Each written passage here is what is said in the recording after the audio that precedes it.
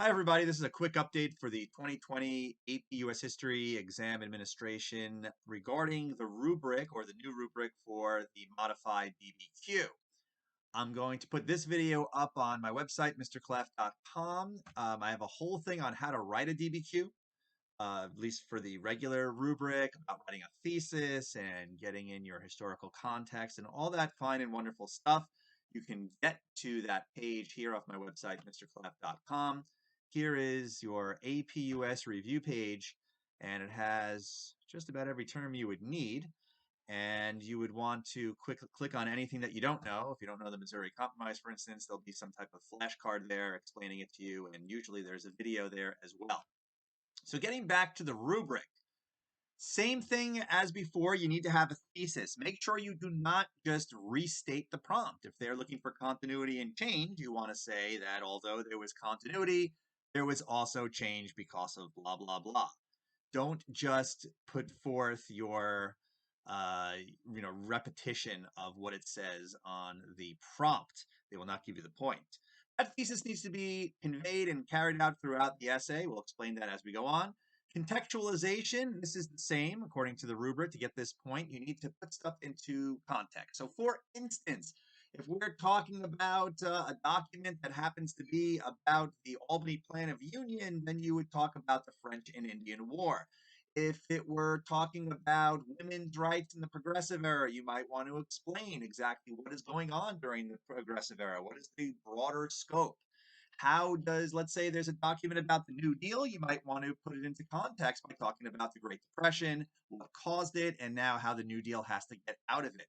So really, to get this point, you need to speak a few sentences about the broader historical events and developments, what's going on. They're not just going to give you a point if you just say, well, it's the Progressive Era and there was progress. No, you would say the Progressive Era was a time when they were trying to get rid of the abuses of the Gilded Age, and they also wanted to make sure that the consumer was protected as well as bringing government back to the people. Something like that to give you more context and how that relates to the DBQ itself. So here comes some changes for you. Now you're going to, instead of having to use, well, six of the documents, you're just going to use 4 of the 5 documents they give you. They're going to give you 5 documents, and you need to utilize 4 of them if you want to get both these points. So you need to support the argument. You can't just relate, hey, here's a document, it says this. That is summary. You need to analyze. You need to make it part of your argument. So if you're arguing that there is continuity between the New Deal and the Progressive Era, well, you need to show that during the documents that you're using. Perhaps it's a document that's showing conservation during Teddy Roosevelt. You're showing continuity to the CCC of the New Deal. Use those documents wisely. Do not just summarize what they mean. You will not get the point. As you see right here, it's all about supporting the argument, okay? In the prompt, whatever they're asking you about. Over here, another change. You used to only get 1 point. Now it's 2 points for outside information. They want you to use at least one yes. Here, they want you to use a second thing. Outside information is a little bit different than contextualization. Contextualization, we're talking about the broader scope. Now we're just talking about stuff outside. For instance, if you got a document on the Jungle by Upton Sinclair, a little excerpt from his book, the outside information would be that it led to the FDA being created with the Pure Food and Drug Act, and you can talk about the Meat Inspection Act. You can talk about protecting the consumer. So that is the difference between outside information as well as when compared to contextualization. So here you have to do it twice. You do it once for your document A, and then you could do it again for document A. To be honest, you should be using a lot of outside information. I would recommend using way more than what they're asking you here to do 2 things, because if you do that, you will be well on your way to getting more about analysis and reasoning. So here you have the document for, remember I have it on the website there, the CAPP, the context, the point of view, the purpose, all that stuff. For one document, you need to, well, actually it's going to be for 2 documents now. But for one document, you need to explain either point of view, purpose, historical situation, etc. To do that, let's say the document is McKinley talking about going into war with the Spanish-American War. Well, his point of view is that of a Republican president who is looking to acquire territory. His purpose is to perhaps garner some support from the American people. His audience might very well be Congress or the American people, depending on what the document says. You could say all that, but you're not going to get the point unless you relate it to the argument. So if your argument is that the United States continued manifest destiny, what it was back in the 1840s to now territorial expansion around the globe, you're trying to connect that. Well, you have to relate the document to that argument. You can't just throw it out there and say the purpose is to go to war. No, the purpose is to gain territory, which relates to the continuity of gaining territorial expansion going back to the 19th century. For a second document, you need to do the same thing. So again, for 2020 only, 1 point will be awarded for students who provide sourcing for one document relevant. It used to be 3, as they tell you here, 3 of the 7. And now the second point will also be given for another document. So that is where they're coming up with another document or another point. This point here is the most difficult point to get to. What I was saying before is when you're including a lot of that outside information. Yes, if you include a lot of the outside information, you will be well on your way to maybe that outside information. You are going to be doing one of these few things. The easiest way to get the point, in my opinion, would be if the prompt is asking you for compare and contrast, well, then do it. Compare and contrast. If they're asking you for continuity and change, you need to explain both. If it's talking about causation, causes and effects, show both. On the website over here, I have a whole bunch of links that will give you examples of compare and contrast and how you might use it. Okay, similarities and differences. Well, this one you wouldn't use because civil rights is after the time period for 2020.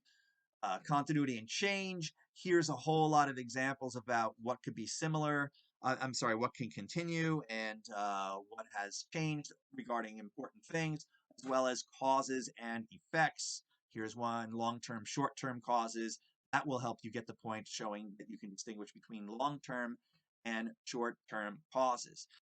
Another way to get that final point, if you look over here, you can make some connections across time periods. We used to look at what was called a synthesis point, which was similar, where you could perhaps talk about different things going on throughout your essay. Don't just put it in one area. You want to put it all over the place. For instance, if you are getting an essay on something such as territorial expansion around the globe, imperialism, maybe throughout you continually talk about manifest destiny within the country, going back to, who knows, 1803, go back to Louisiana Purchase.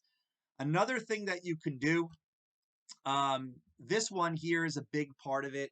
You've probably done this before where you modify your argument at the end. Perhaps your argument was that there's more continuity than change. Then if you have time, you have a little body paragraph there, or at the end of the last body paragraph, you say, you know what? Actually, one could argue rather than a lot more continuity than change, there was more change than continuity, or the other way around. Although you just spoke about the long-term causes being more impactful, perhaps it was the short-term causes because of X, Y, and Z. And then in the conclusion, you can go back to your regular argument. So you can modify. If there are, that support, modify, refute type of question, I recommend to modify, because when you modify, you be more likely to get this point. To modify, you have a thesis that says, although there was continuity, there was also change. Although there are similarities, such as blah, blah, blah, there are also differences, such as blah, blah, blah. So the rubric, again, it's mostly the same, but it is somewhat different. That's a compare and contrast right there. There are similarities to the regular one, but there's also differences. You are looking here now at 5 documents in 2020, and important to note, it'll be on periods 3 to 7. Periods 3 to 7 means that you are looking at something probably up to World War II. You're starting over here. Period 1, nope, sorry. Period 3 is going to start French and Indian War, which begs the question, Mr. Klaff, what is it going to be on it? I don't know. But what you should do is you should look at old versions of the DBQ, and they're released. They've been released since 2015, and you'll notice that they always ask about big things. The Revolutionary War, the end of salutary neglect, has been overwhelmingly popular regarding long essays and essays going back to the Old Test. That has been something that they've asked many times. Perhaps they'll ask that again because everybody has covered it. Or maybe, since it's only a test on a DBQ, maybe they're going to try to connect different time periods so that one particular unit isn't the whole test. Maybe they'll show you some type of um, linkage on women from the cult of domesticity up to the progressive era, and then into perhaps the 1930s. Maybe they'll do that. If it is indeed on women, I have a video and I have flashcards only on women somewhere in here. It's a long review sheet, but there is something on women's history. That could be one. Slavery. Here's women's history. Slavery. That could be something too. African American rights. That will give you slavery before the Civil War. You have the Emancipation Proclamation. You'll have Reconstruction and Home Rule. That would be an excellent example of something they can cover on the DBQ, where it's thematic and it covers a bunch of stuff that people learn throughout the year. So, although I don't have a particular prediction, I can say, in fairness, it's probably going to be something that I think everyone could answer, and it might be something that connects different time periods. So again, you can go back to the review sheet for all of your review, and you can click on flashcards, review sheets, videos, and review all of that stuff. I hope everybody is staying safe during this historic time period that we have going in 2020. Good luck on the test, everybody.